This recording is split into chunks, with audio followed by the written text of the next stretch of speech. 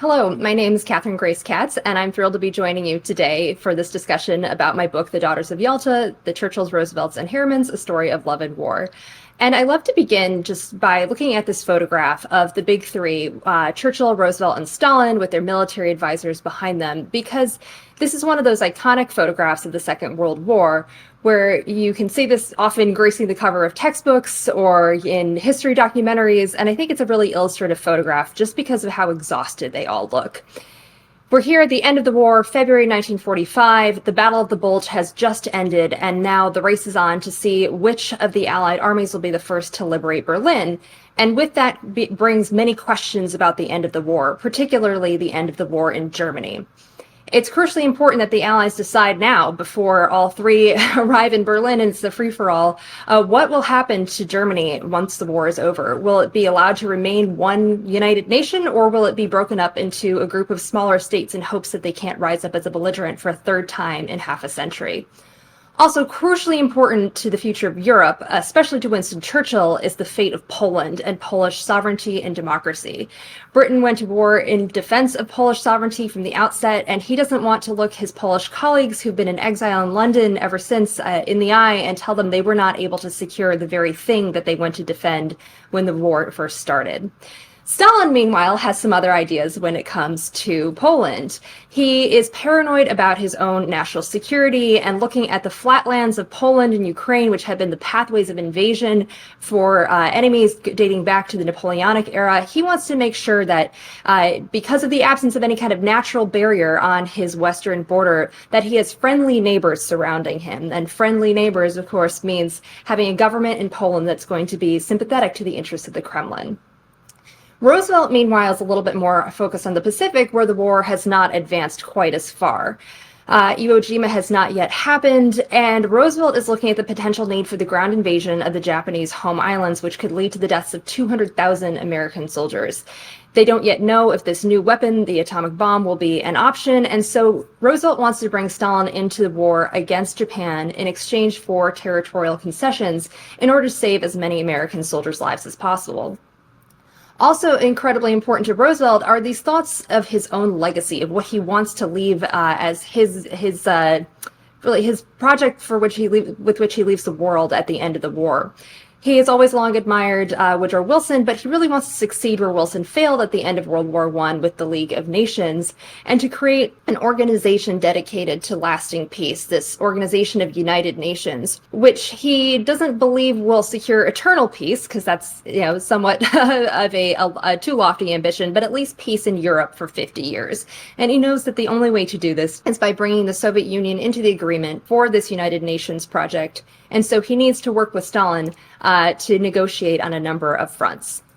Another thing that I found so fascinating when I began researching this book is just I didn't realize that what it actually took to physically get to Yalta.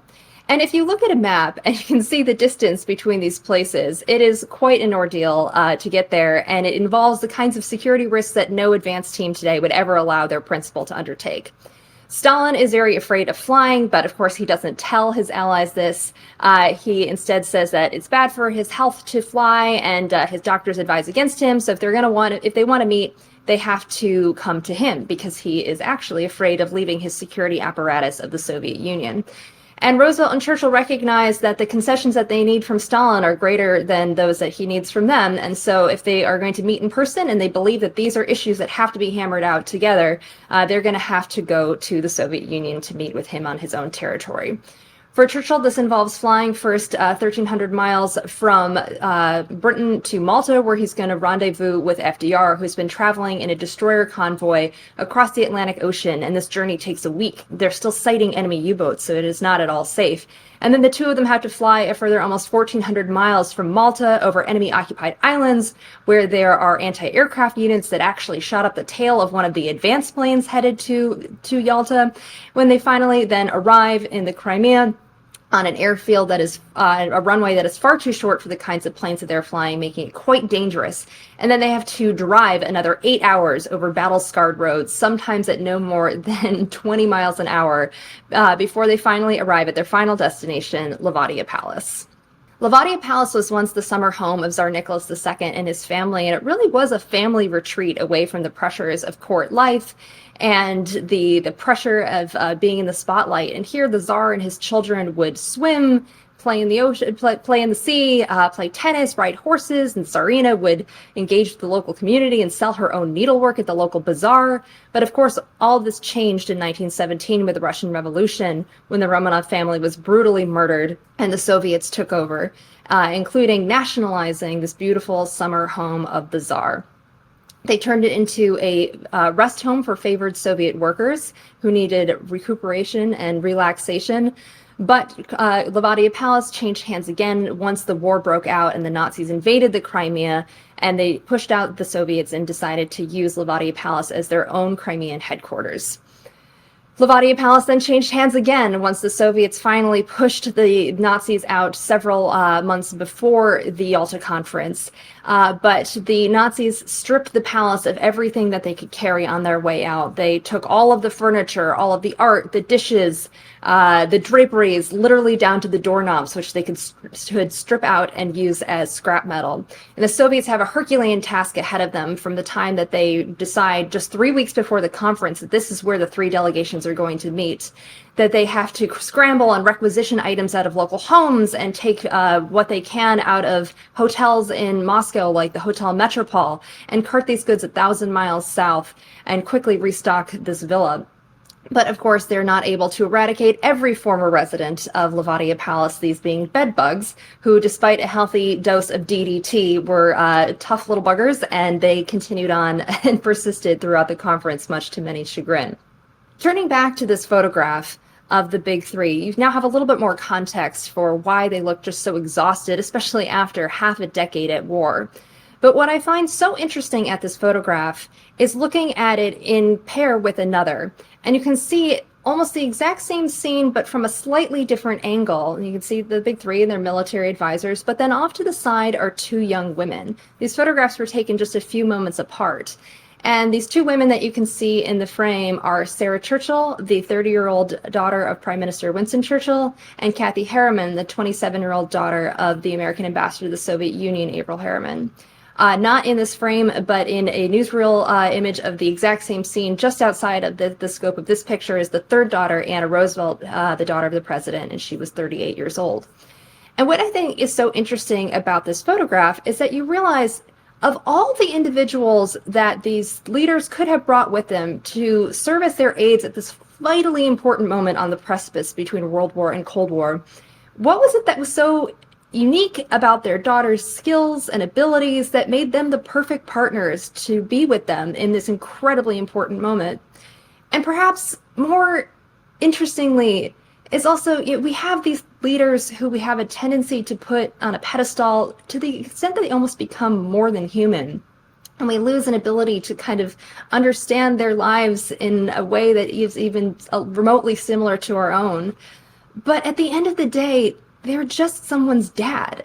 And what would it be like to be their child and to be with them on this precipice between World War and Cold War? So those are a few of the questions that really guided me as I was researching and writing this book. And before I introduce you to each of the daughters in turn, I want to introduce you to someone else, another young girl, and this is actually me in third grade. And you can see that I'm dressed up for what we call the pioneer room. In third grade, we were very lucky in my school district that we were able to go and experience the lives of pioneers for a day, where we dressed up in pioneer clothes, went to a pioneer school, made a pioneer meal. And I always loved history since the time I was a little girl, thanks to my mom constantly reading aloud to us, great British and American children's classics. And I was kind of the family's self-appointed historian from the time I was about 7 years old, and I chased my grandfather around with a notepad at holidays and asking him to tell me his stories about growing up in Montana during the Great Depression and then serving as an officer in the Navy during the war. But I think experiences like this in school, where I was really able to put myself in the shoes of people who'd come before me, really helped to create kind of this more immersive sense of history. I think it was a surprise to no one that when I went to college, I decided to study history, and I had kind of my first encounter of sorts, you could call it, with Winston Churchill as I was writing my senior thesis. My favorite movie growing up had been The Great Escape, and I decided to write my thesis about British prisoner of war escape narratives and their role in British culture.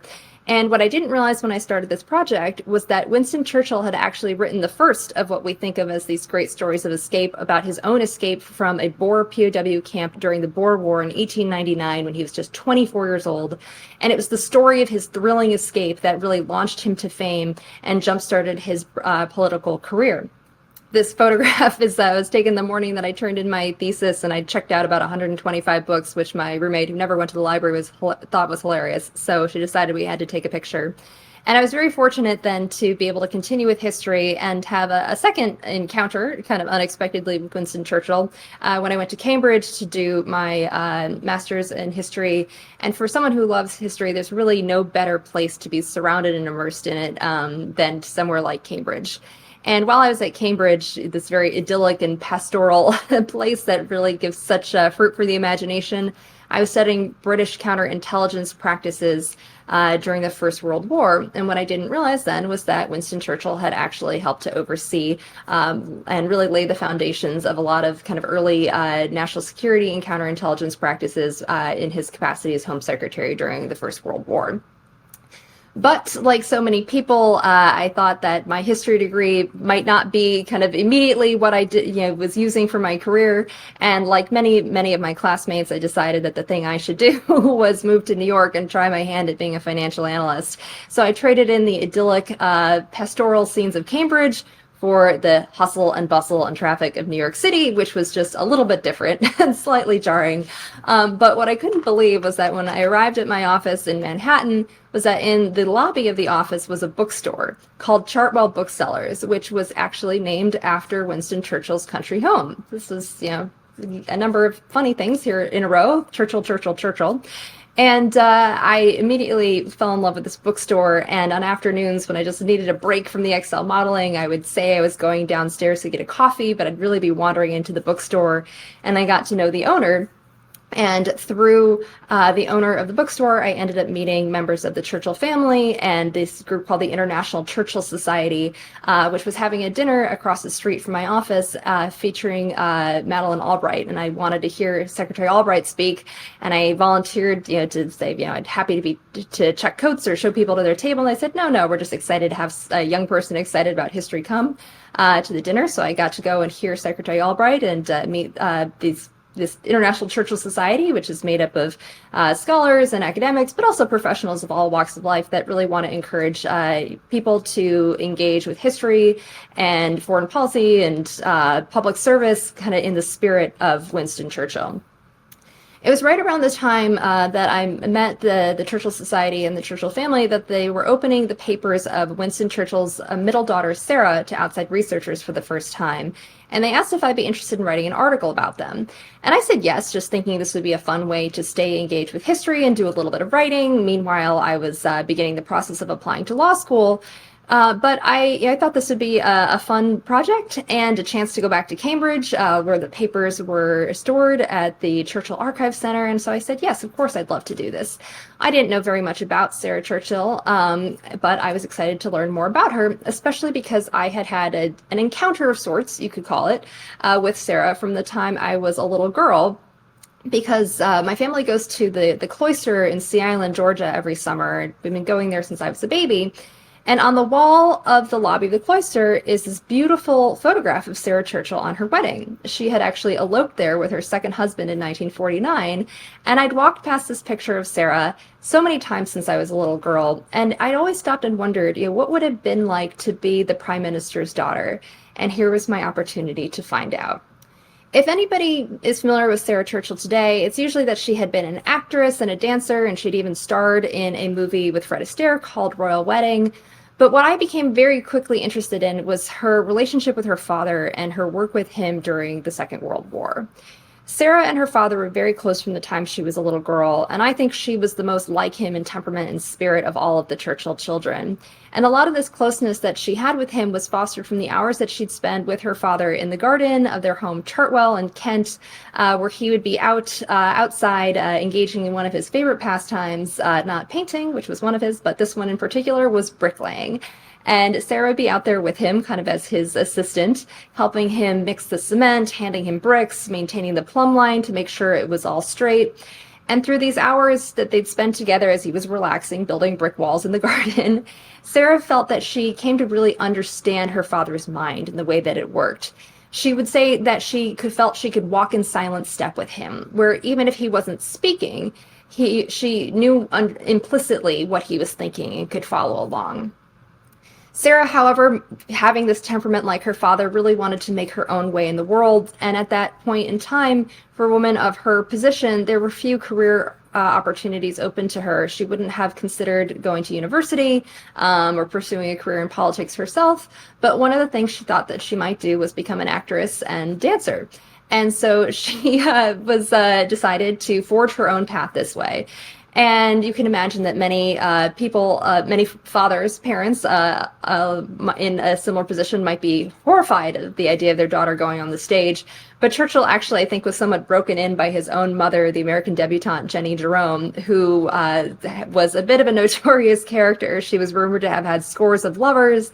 She wrote plays for London's West End. She was even rumored to have a snake tattooed around her wrist.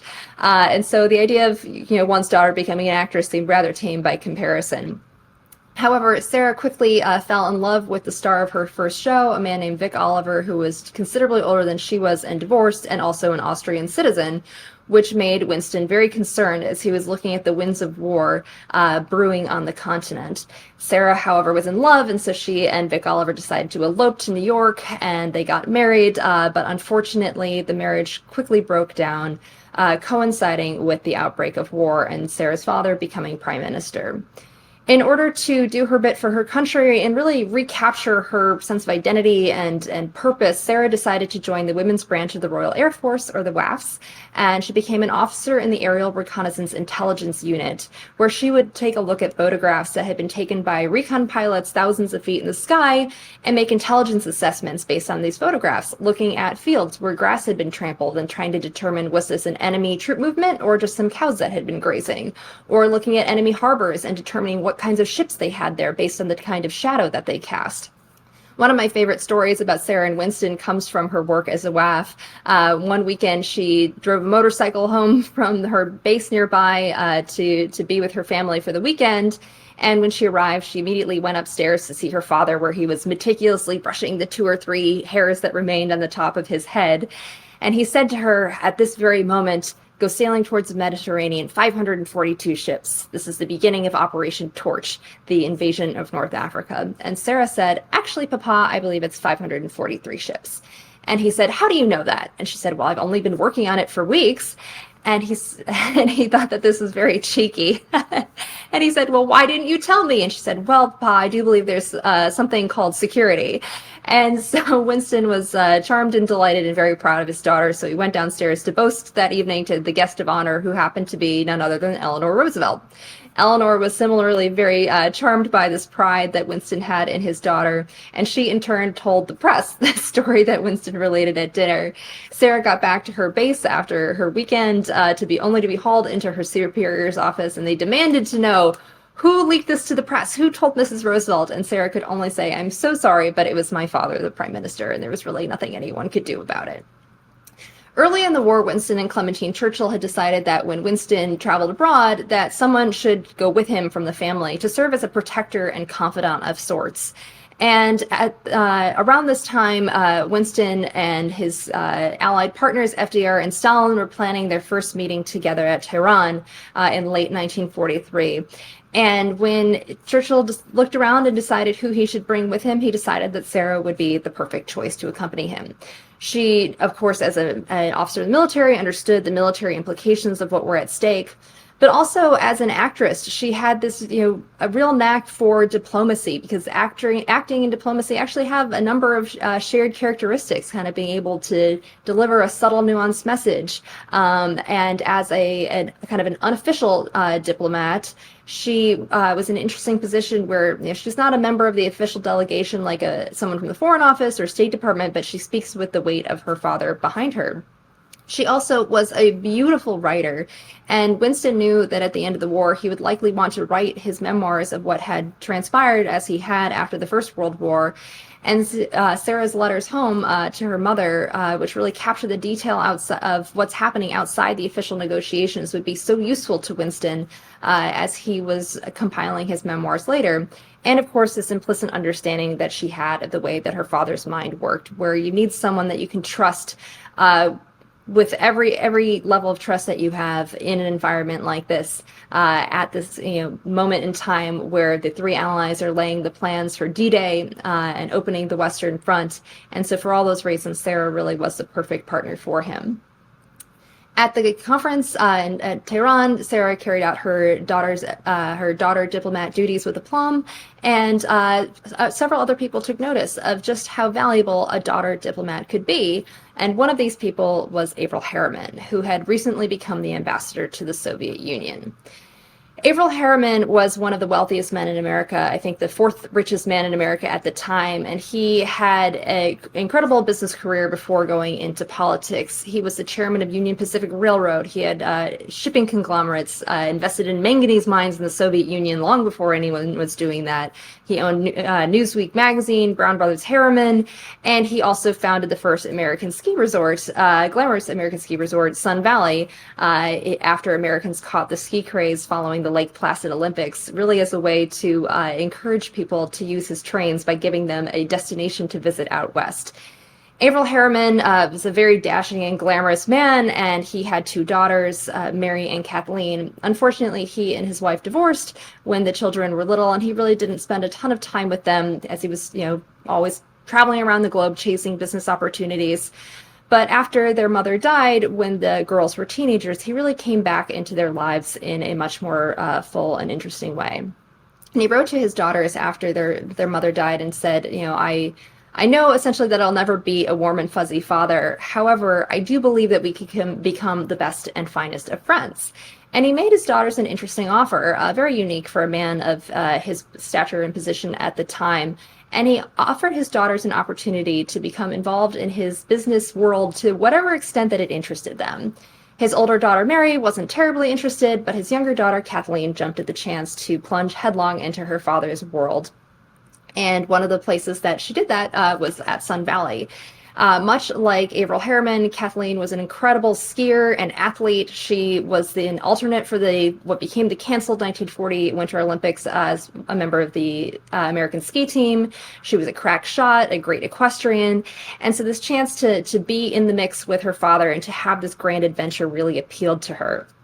She helped him at Sun Valley, kind of overseeing everything, kind of as his right-hand man, helping with press and scouting conditions of the slope conditions and doing a little bit of reconnaissance on rival resorts that started to pop up in the area and seeing to the needs of distinguished guests such as Ernest Hemingway, who had come to Sun Valley to visit.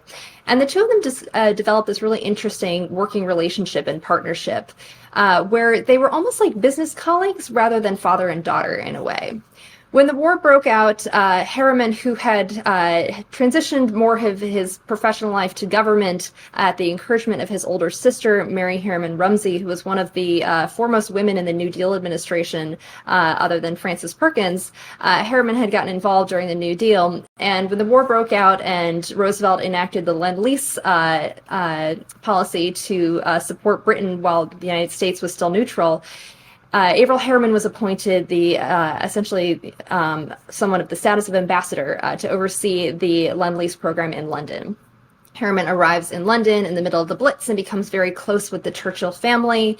And he looks around and decides, this would really be a great opportunity for my daughter to come here to London in the middle of a Blitz and have some experience working as a war reporter.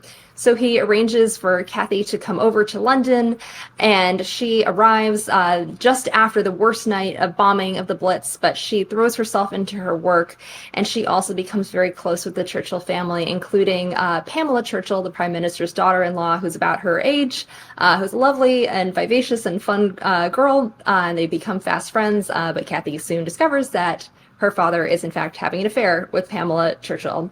But Kathy kind of uses this in a way to her advantage. She knows that if she is present and lends respectability to the fact that Pamela is always around because she's simply friends with Kathy. Kathy has a pretty secure place in London where even if the bombing becomes more intense or things become more dangerous, she probably won't get sent home. As a reporter, she also has an interesting view into what's happening in Eastern Europe because one of her duties is covering the press conferences with the exiled European leaders, especially the government in exile from Poland. And she hears early warnings very early that Stalin is not to be trusted. And she is skeptical of Stalin long before her father, who, after the Americans enter the war, and the Soviets enter the Allied alliance, he is still thinking, oh, we can do business with these people. It's just like doing business with anyone. And Kathy has an insider view that that might not be the case. Harriman becomes the ambassador to the Soviet Union in the fall of 1943, and Kathy goes with him to continue this adventure with her father. She learns to speak Russian really on his behalf. She can translate for him at social engagements, and she is really the one person in Moscow that he can trust. And Kathy becomes known to all the members of the Soviet leadership and really kind of becomes her father's assistant ambassador in many ways, and in recognition for all the work that she did. Later, when she left the Soviet Union, Stalin gifted her with a magnificent horse.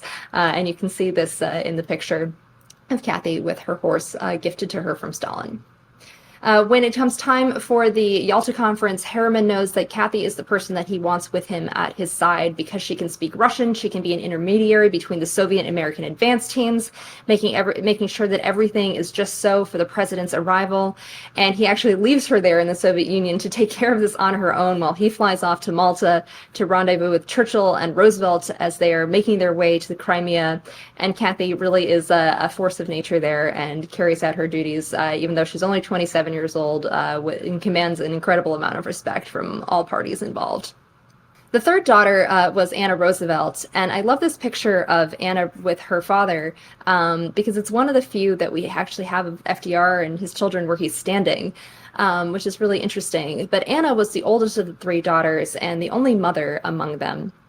And Anna had had a very close relationship with her father, FDR, from the time she was a little girl, really fostered by their shared love of nature and the environment. And she and her dad would go on long rides on their horses through the fields around their home in the Hudson River Valley. And FDR would teach Anna about different species of animals and trees and farming. And she just imagined that someday that she might grow up to become the co-custodian of sorts with him of their home.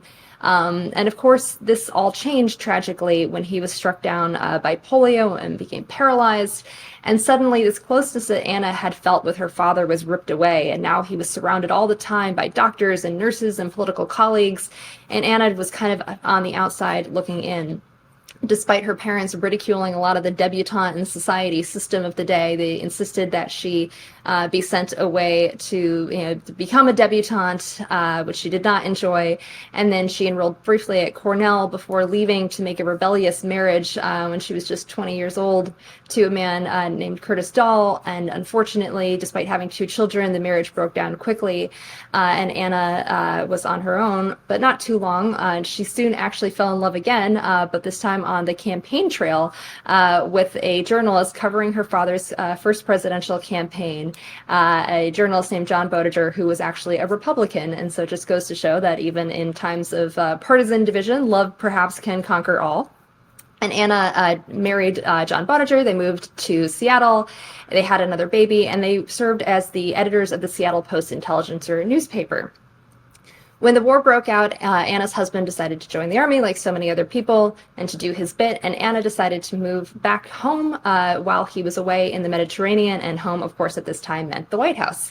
And so Anna arrives in 1943 at Christmas time, and she is looking at her father, and she hasn't seen him in a while, and realizes, something's just not quite right about him. He's staring off into space as if he, isn't focused. He's sitting with his mouth hanging open as if it's difficult to breathe, kind of trails off at the end of sentences. It's just little things that, but she becomes alarmed. And finally, in March of 44, she convinces him to have a comprehensive medical examination.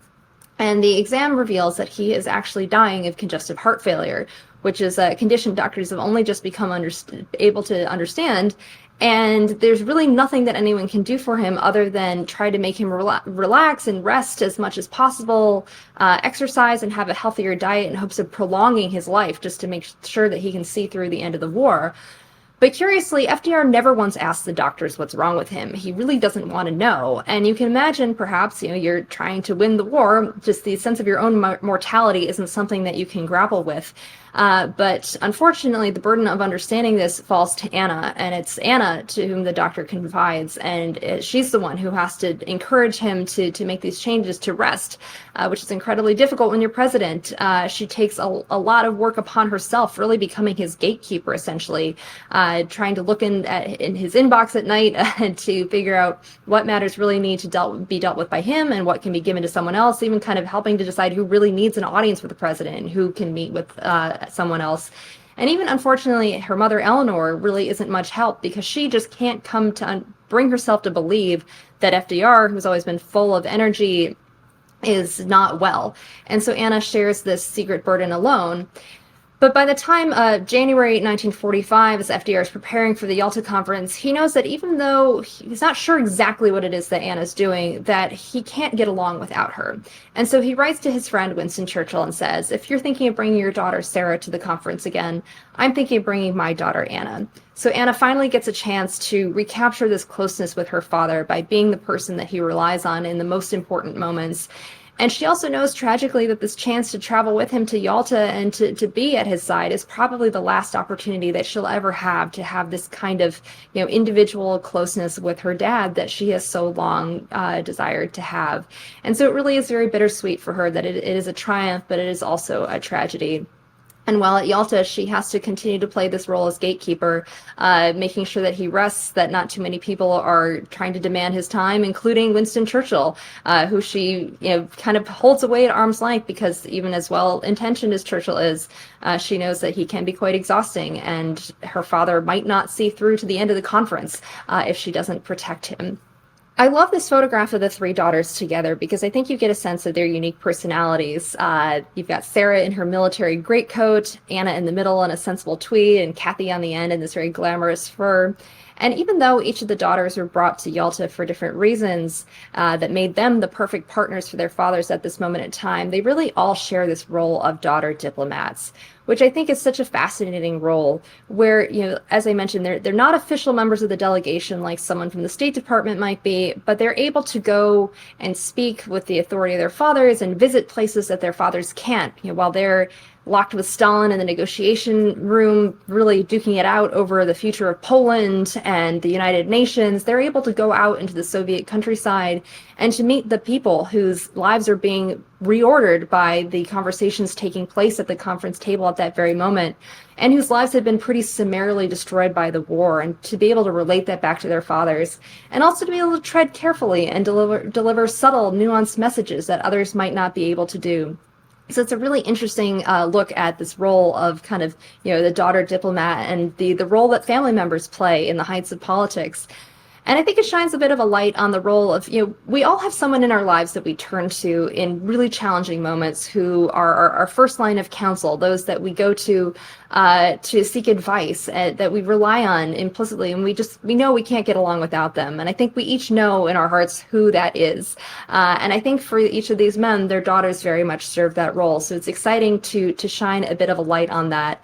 Not to mention all the geopolitical issues at stake that have so much resonance with our own time, especially given that the conference is taking place in Crimea, right down the road essentially from the war between Russia and Ukraine at this very moment. And so many of the issues that were up for debate at Yalta have so much resonance in the ideas that Stalin really wanted to advance, kind of having this collection of friendly territories around his borders, this idea of kind of the historic lands of Russia, very much echoed by Stalin at the conference. But I will. There's much to discuss, and I'm sure that you have some questions, perhaps along those lines, perhaps about the daughters specifically. But at this time, I'd love to open it up to questions and have a conversation. So thank you so much for your time, and thanks for joining me. That was a great presentation, and it's a fantastic book. Thank you. Thank you. Thank you for being with us. So I have a couple of things I wanted to raise with you. why did you pick Cambridge rather than Oxford, my alma mater? I'm a little bit upset by that. You have a perfect resume except for the Cambridge part. What is that?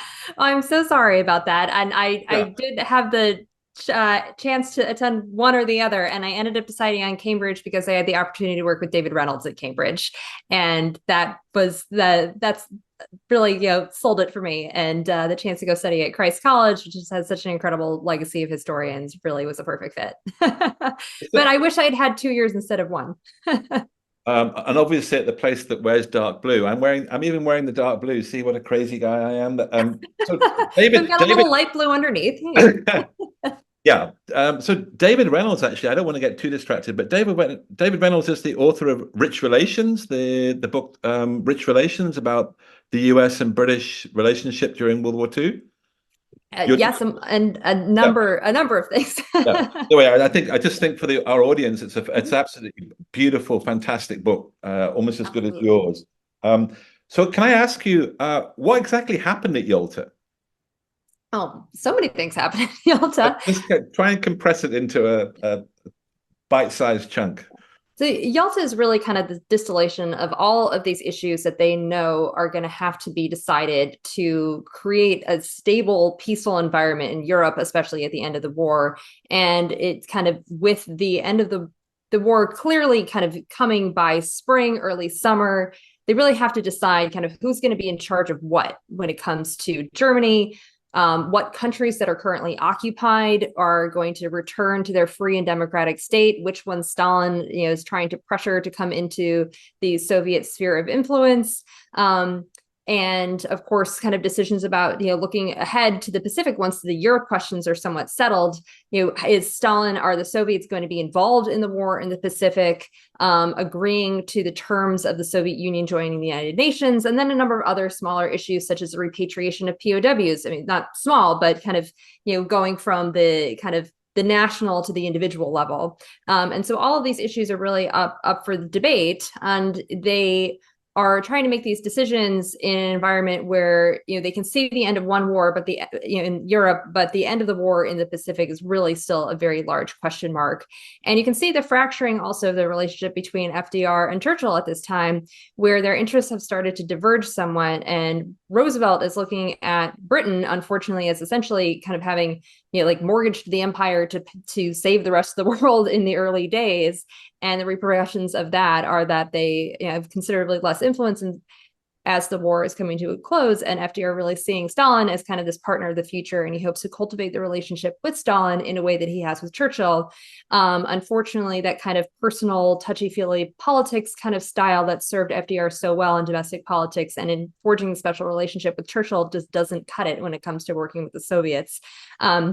So they're all kind of sizing each other up as they're kind of on at this inflection point as you move from kind of the close of one war, the ultimate end, hopefully the war in the Pacific, and then Churchill becoming very concerned about what this future relationship with the Soviet Union is going to look like. Of course, shortly after asking his generals to drop Operation Unthinkable, the prospect of what a war with the Soviet Union would look like, and kind of all of these changing pieces of the relationship are coming into very stark view at Yalta.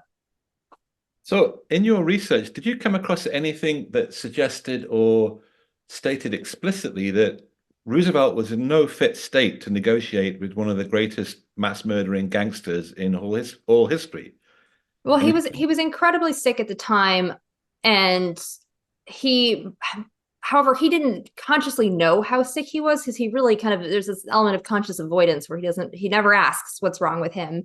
But what's a little bit frustrating, I think, with Roosevelt is, yes, he was really ill, but I think, unfortunately, his mindset of how he could best deal with Stalin was fairly well formed even before he was ill. He had these views of kind of being able to form this kind of personal relationship with Stalin that he had with Churchill. And I don't know that that was impacted necessarily by him being ill. I think maybe he would have had more stamina for more, one-on-one meetings with Churchill ahead of time, maybe being able to kind of stick to his guns a little bit more on certain points in the conference room. But I don't know that the objectives that he had in mind were necessarily that he wasn't able to carry them out because he was ill. He was very skeptical of a number of the people in the State Department who were the Soviet experts at the time. He chose to leave some of them at home because he thought that they would get in the way in this attempt to build a bond with Stalin. He and Harry Hopkins kind of uncharitably referred to them as nannies and cookie pushers. And so that and he didn't, have a deep understanding of the history of the region, and not having people surrounding him who really did have that understanding, I think really hurt him. But I don't know what it would have been different if he hadn't been ill. Right. So if we have anybody that's watching this morning who's Polish, then the word Yalta sends shivers down their spine. We went to war. The world is plunged into war because of basically at the start, the invasion of Poland. And yet at Yalta, the promise from Stalin is that Poland will have free elections. That's the reward for victory. And yet that was not the outcome. And to this day, many Polish veterans, the few that are alive, and the Polish people, I believe, think that they were betrayed at Yalta. Do you agree with that? I mean, what are your views about the Polish and the Yalta situation? Yeah, I mean, Poland is really the through line of tragedy throughout the story of the Yalta Conference. And you can see it's kind of this tragedy that's this impending doom, from the time the war breaks out to Harriman becoming ambassador in the fall of 1943, and then not really realizing until August of 44 with the Warsaw Uprising just how nefarious the Soviets can be when it comes to the future of Poland. And the Soviets are sitting on the other side of the Vistula River as the Poles attempt to throw off the Nazi yoke. And they are incredibly close to being successful. And they just need the reinforcements from the Soviets, who are literally on the other side of the river, with the Nazis in a very weakened state. And then the Soviets don't do anything, and they just let the Polish resistance get slaughtered. And absolutely, have spoken to a number of Polish people throughout this book experience and process. And when the book came out in Poland, there's a huge amount of interest around it, and just this visceral reaction of the Polish audience today, still what they feel for Yalta. And I think it's completely justified. And the fact that Poland isn't there in any capacity to kind of have a voice for themselves at the negotiating table. Stalin pretends like he's made this effort to reach out to the Polish leaders and bring them to Yalta, but I couldn't get in touch with any of them. None of them answered the phone. Literally, this is one of the excuses. And I think that this is one of the points that had Roosevelt had a better understanding of the history of the relationships of, in this part of the world, that he would have seen more from Churchill's point of view about how important it was to secure Polish sovereignty. But without Roosevelt being so closely aligned with Churchill on that point, I think that Stalin felt he had room to just kind of run rampant over that area. And even though he, said he was going to have these agreements of free elections and election monitors and whatnot, and Averell Harriman would be one of the people kind of overseeing this, it was immediately obvious to anyone that had spent time in the Soviet Union or had been dealing with the Polish government directly in exile that was not going to happen. And so while Churchill had been able to secure, a more democratic future for, other countries, that Stalin had his eye on with the percentages agreement, Poland was way too important to Stalin. And the fact of the matter was that the Red Army had boots on the ground all across the area. And short of going to war with the Soviet Union, there was very little that they were going to be able to do by February 45 for Poland, which is really such a tragedy. We have some good questions. This is from Julie, and she asks, how well did the daughters get along? Were they friends that kept in touch after the conference? It's a really interesting question, because I think the tendency is to look at, here are three young women. They're kind of the only ones of their situation there. It would be natural that they would be good friends, kind of three girls against the world, but that is really not necessarily reflective of the relationship. And really, the relationship among the three daughters reflected the ebb and flow of the relationships of the fathers. And kind of as the fathers' relationships became strained, the daughters' relationships became strained. And kind of the dynamics of these three women who had spent the war in really unique places, kind of, a very small handful of kind of the only young women who had that kind of access and insight, aside from Sarah's sisters and sister-in-law Pamela, this is kind of it. And so kind of the Churchill girls and Kathy Harriman have been there at the center, and everybody knows them and they're all familiar with them. Anna Roosevelt's a little bit of the unknown quantity because she has not been in Europe. She hasn't dealt directly with the British or the Soviets, and she's relatively new even to the White House world. And this kind of has kind of complicating relationships, with her opinion of Kathy Harriman, who's this incredibly confident and glamorous and outgoing and adventurous young woman. And Anna, much like Eleanor Roosevelt, had really struggled with her own self-confidence and kind of projecting her own place, which ruffles some feathers within the White House community, especially with Harry Hopkins, who's kind of long been FDR's compatriot, kind of in the trenches late at night, and kind of Anna sort of supplants him when she moves into the White House. And so the daughters, kind of the geopolitics impact their relationships too. And while I think especially Sarah and Kathy kind of have an understanding and mutual respect because they've been around each other quite a lot, Anna feels so much threatened by Kathy being kind of the de facto lead American daughter that people recognize and deal with, even though she's the president's daughter and technically, I suppose, outranks Kathy. So Kathy's kind of got everything organized. She's taking care of, a lot of the advanced planning. And then Anna shows up, she wants to change things and, kind of comes in and immediately starts giving orders. And Kathy's just kind of like she's not that put off by it. But Anna is, a little bit affronted that Kathy's sort of kind of seen as the top American girl. During your research, what was it about Roosevelt that you came to admire and to perhaps be a little bit disappointed by? Yeah, Roosevelt is a figure that kind of the more you learn about him, the more complicated he becomes. I think that he has his greatest political strengths, I think, were in domestic politics. He truly kind of had just an intuitive understanding of what the American people wanted and the American people needed. And a lot of this forged with his partnership with Eleanor, kind of in the domestic policy realm. And he was, very forward thinking in that way. But then when it came to foreign policy, my sense is he was not nearly as informed about certain thorny issues, kind of as we've already discussed, as he should have been. And I think that he spent a little too much time kind of compartmentalizing people and playing them off each other, unfortunately, to his detriment when it came to Yalta. And then even in the treatment of his own family, kind of if I had to pick Churchill or Roosevelt to be my dad, I would definitely pick Churchill, because Roosevelt puts his daughter in an incredibly difficult situation, not only safeguarding the secret of his health and kind of allowing the burden to fall on her, but he's also made her complicit in covering it for his continued relationship and affair. To what extent it's a full romantic affair, or at least kind of an emotional betrayal of Eleanor with Lucy Mercer. He knows that Anna is doing anything to protect him, give him some semblance of rest and relaxation and peace as he's trying to win the war, and kind of uses Anna to bring Lucy back into the fold when Eleanor is not present. And so it's kind of FDR as a political strategist, I really admire. And as someone who had great compassion for the American people during the really difficult days of the Depression and absolute forward thinking when it came to Lend-Lease, I think that's one of his policies that I most admire. But kind of Roosevelt as a man and as a part of a family, I think that's where things get a lot more complicated for me the more I learn about him. Did you have a sort of light bulb switching on moment? Aha, I found a fantastic story. What brought you to this?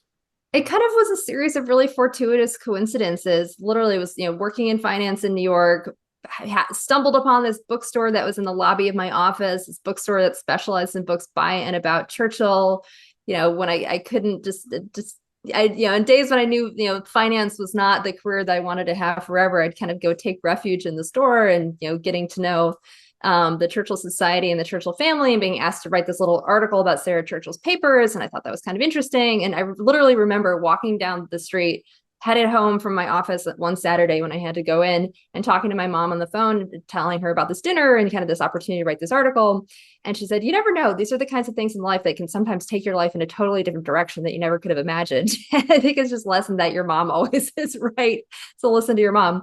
But it kind of, through learning about Sarah and her role working with her father during the war, first at Tehran and then Yalta, I thought, Sarah has such an interesting life. Maybe there's an interesting biography to write about Sarah Churchill. And I actually started writing a book proposal for a biography about Sarah Churchill. And then the more I kind of, delved into the story of what she did at Yalta, the more interested I became in the other two daughters as well, because I had not realized that despite all the times I'd studied Yalta in school, that they had been there, and really nobody realized that they were there.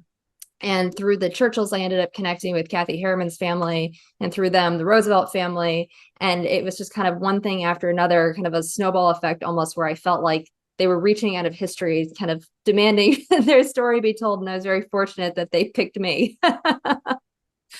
Well, that was a very good choice. I just have a couple of questions. I cannot not mention Pamela Harriman for Yes. obvious reasons. I won't go into too much detail, but tell us a little bit about what you think about Pamela Harriman, because she's one of the great, interesting, controversial, scandal-ridden figures of American foreign policy. Or to tell a little bit about Pamela Harriman and what.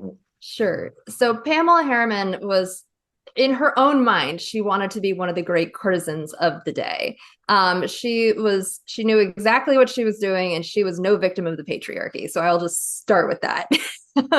Fantastic, thank you. So she was, the daughter of, British aristocratic family. She had this ancestor who had been a great courtesan in her day, and she always really admired this ancestor. And so she ended up marrying Winston Churchill's son, Randolph, after just one date, kind of probably purposely realizing, this is the time of war, things are happening, and I want to be in the mix. And, being married to Winston Churchill's son wouldn't be a bad thing. And so they got married and had a very tumultuous relationship. After the birth of their son, kind of securing the Churchill family, for perpetuity. Randolph had gambling problems, and he and Pamela fought all the time. She had some legitimate grievances with him, and they ended up divorcing. But Pamela kind of stayed very close to the Churchill circle. Meanwhile, while she was married to Randolph, she was also having affairs with many other prominent, especially Americans in London, like Averil Harriman, Edward R. Murrow, Bill Paley, Jack Whitney. So she was very much she dealt in kind of information in a way. So she secured this very valuable place for herself, where a lot of powerful men would look after her, and she would kind of trade information what she had learned from them, amongst others as well. But then after the war, she ended up having a number of very high profile romances, people like Gianni Agnelli. She ended up marrying Leland Hayward, the great Broadway producer of The Sound of Music. And then years later, when she was in her late 50s and Averil Harriman was about 80, they met again at a Georgetown dinner party at Kay Graham's house, and they ended up getting married. And Averil Harriman ended up leaving his fortune largely to her and kind of cutting out his daughters. And so Kathy Harriman kind of got screwed over by her one-time best friend, who became her stepmother. So it's all this very complicated thing. But at Yalta, Pamela is kind of like this figure who's not there, but she's there in spirit, because a number of people who are at the conference she's having affairs with, or people would like to be having affairs with her, including Peter Portal, the head of the Royal Air Force, who writes her this 30-page handwritten letter throughout the conference about all this juicy gossip of what he's doing and what he's seeing and hearing.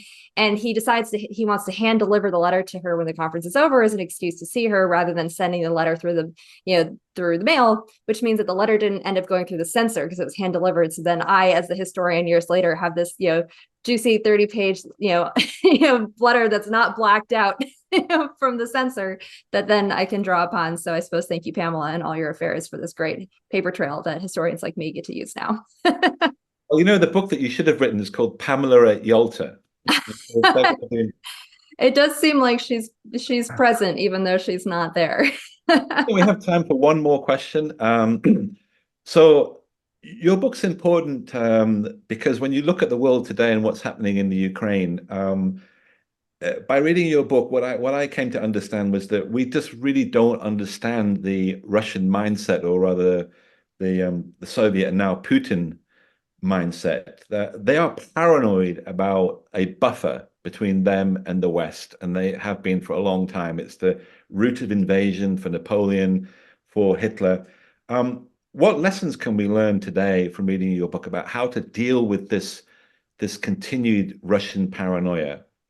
Absolutely. And that was one of the things that stood out to me as I was writing this. Of course, I didn't know at the time that Putin would invade Ukraine, but I was looking at this in the aftermath of the 2014 invasion, and the Russian action in Chechnya and Georgia, and just so many atrocities committed under Putin's leadership that I think the West has just largely ignored or kind of brushed aside for the sake of broader aims.